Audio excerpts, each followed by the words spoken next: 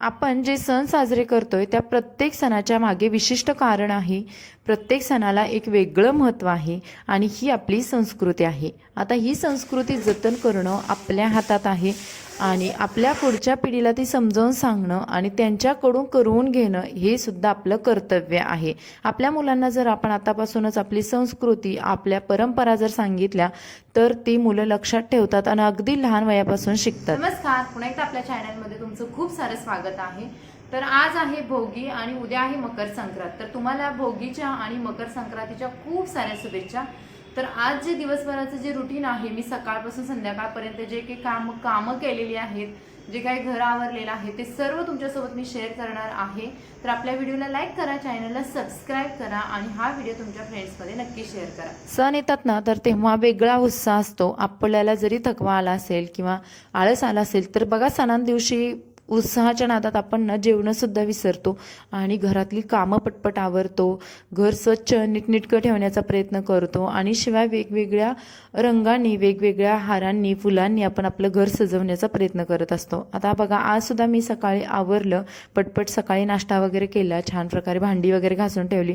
आता माझं कसं होतं की छोटा बेबी आहे आणि शनायाला पण स्कूलला जायचं असतं, तर तिचं नेमकं टायमिंग अशा वेळेस असतं की मला त्यावेळेस काहीच काम आवरता येत नाही. तिचा अभ्यास घेणं, तिची तयारी करणं आणि तिला पाठवल्यानंतर मग मी घरातली कामं आवरायला घेते.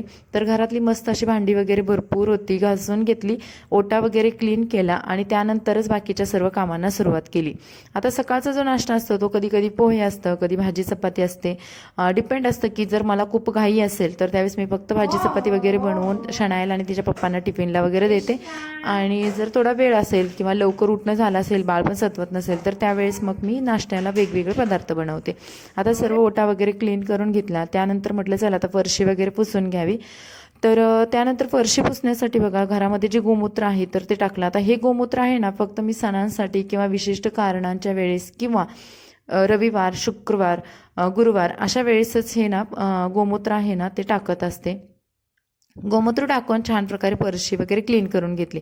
आता गोमूत्र आपल्या पूर्वापासून म्हणजे सांगत आलेलं आहोत की गोमूत्रामध्ये अशी काही ताकद आहे की जी आपल्या घरामधले जीवजंतू नाशक हे तर मारते, शिवाय पॉझिटिव्ह एनर्जी घरामध्ये आणते.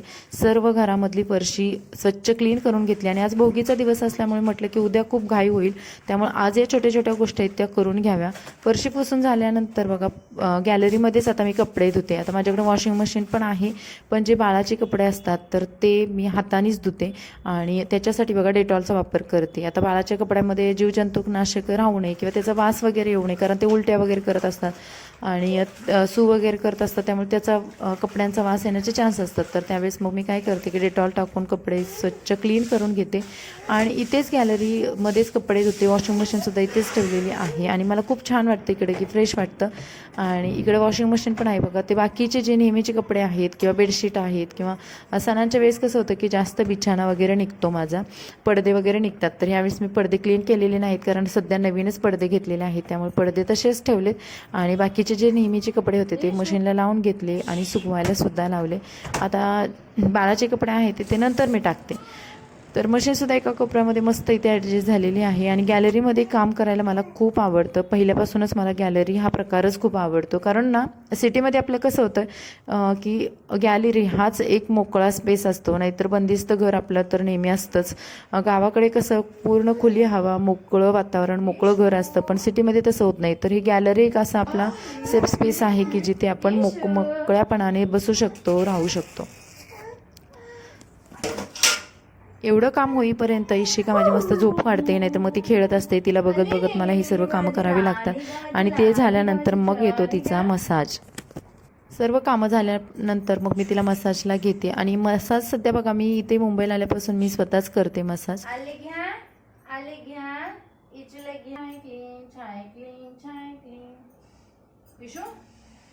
मस्त मस्त चच करायची तुझी face massage, face massage, face massage करायची, फेस मसाज करायची. कामाच्या धावपळीतून मला असं वाटलं की इशूकडे टाईम थोडासा कमी होतोय, तर त्यावेळेस मी एखादा दिवस असा पूर्ण इशूसाठी काढते की तिला मग दुपारचं तर 2-3 तास असतातच तिच्यासाठी आणि मग तिला मस्त आंघोळ वगैरे घातली, तिला फ्रेश केलं, तिचं मेकअप वगैरे छान केला आणि त्यानंतर मग 4-4:30 वाजून गेले होते तोपर्यंत. मग मला आज असं लेपन करायचं होतं. आता या घरामध्ये आल्यापासून माझं हे पहिलं लेपन होतं आणि ते कसं की 12 नंतर आणि 4च्या अगोदर मी कोणतीच पूजा वगैरे तर करत नाही आहे. मग 4:30 वगैरे वाजत आले होते आणि त्यानंतर बघा उंबरठा वगैरे मस्त पुसून घेतला, बाहेरचं झाडू वगैरे मारून घेतला आणि लेपन केल्याशिवाय ना मला तर घरामध्ये सण असल्यासारखंच वाटत नाही. म्हणजे ती एक सवय झाली की लेपन करायची. आता मी माझ्या पहिल्या घरामध्ये ना गुरुवारचं, शुक्रवारचं, मंगळवारचं असं लेपन करायचे.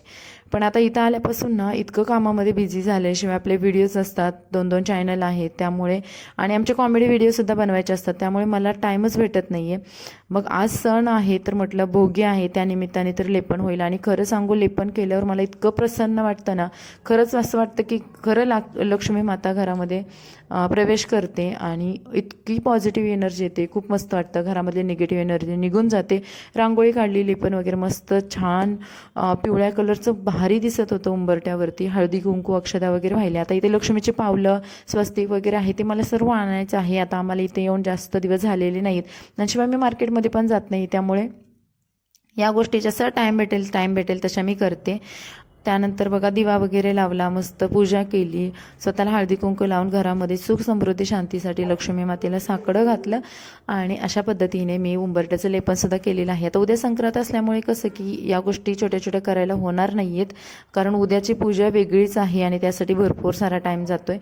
त्यानंतर मुख्य दरवाजा आहे ना, तिथे सुद्धा हे हळदी चंदनाचं लेपन आहे ना, त्याचंच मस्त स्वस्तिक काढून घेतलं आणि 5 टिके लावून दिले. तर मुख्य दरवाजाची सुद्धा पूजा करणं ना सणावारांमध्ये खूप महत्त्वाचं आहे. आता तर आमच्या पिल्ल्याची ना, या आमच्या छोट्याशा गोंडस पिल्ल्याची ना पहिली मकर संक्रांत आहे. तर आमच्या पिल्ल्याची मकर संक्रांत, त्याच्यानंतरचे जे काही कार्यक्रम होणार आहे तर ते आम्ही तुमच्यासोबत नक्की शेअर करत राहणार आहोत. आणि आमचं पिल्लू सुद्धा खूप खुश आहे संक्रांतीला, की नाही? हा बबडू, खूप खुश आहे तू. आत्ता तर आम्ही मान धरायला लागलो, नाही तर लुट्टू लुट्टू लुट्टू लुट्टू मान होते आमची. हा, आता हळूहळू आम्ही कॅमेऱ्यात बघायला लागलोय, हो ना? दी कमिंग गुगू. हे काय कोणता प्रकार आहे? इचूला बघून इचू. शाळा स्कूलमधून आल्यानंतर आम्ही इथल्या जवळपासच्या मार्केटमध्ये गेलो की जिथून आम्हाला थोडं साहित्य घ्यायचं होतं आणि शिवाय भोगीसाठी लागणाऱ्या वस्तूसुद्धा, उद्या संक्रांतीसाठी सुगड घ्यायचे होते. तर या सर्व गोष्टींची आम्ही शॉपिंग केली आणि शनायाची मला खरंच खूप मदत होते की ती म्हणजे सर बॅग्स वगैरे कॅरी करत होती, बाळ माझ्याकडे होतं. सुगड घेतली मी, बाकीच्या भाजीपाला वगैरे घेतला आणि घरी आल्यानंतर ते सर्व मग व्यवस्थित मला नीटनेटकं करायचं होतं आणि संध्याकाळची भोगीची भाजीसुद्धा बनवायची होती. या सर्व वस्तू आणल्या, उद्या लागणाऱ्यासाठी पण आणल्या आणि भोगीच्यासाठी पण आणल्या. आता बघा एकच टाईमची भाजी करायची होती, कारण आपल्याकडे कसं संक्रांतीला आदल्या दिवशी भोगीचं जे राहिलेलं साहित्य आहे ते खात नाही आहेत, तर त्यामुळे म्हटलं की 2-3 माणसांना किती थोडीशीच भाजी लागणार आहे, त्यामुळे माझं पटकन नीटनेटकं करून झालं आणि इकडे सुगड पण आणले होते.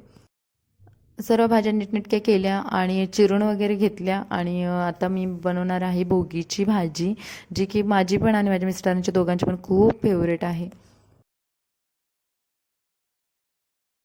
आम्ही दोघं तिघच खाणार आहे ना, एकच टायमिंगला बनवणार आहे, त्यामुळे बघा थोडंसं घेतले, सगळं वाटाणे घेतले, गाजर घेतले, हरभरे घेतले, वांग आणि परत टोमॅटो पण घालणार आहे, कांदा पण घालणार आहे, कांदा पण आहे, शेंगदाणे घालणार आहे. आणि बघूया चला मी आता खिंदाट कसं बनवते, त्याच्यात थोडं तीळ पण जाणार आहे. तर चला.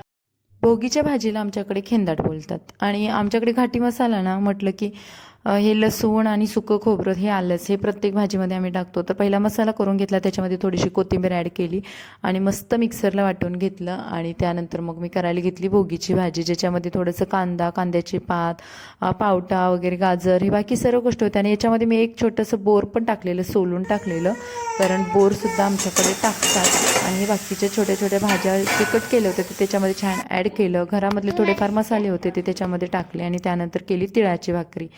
आता बाजरी गावावरून आली होती, हे मी तुम्हाला एका व्हिडिओमध्ये अगोदर सांगितलं होतं. बाजरी मस्त दळून आणली आणि त्याच्यावरती तीळ लावून तिळाची भाकरी केली. काय झालं ओ बबडी ये माझी बबडी.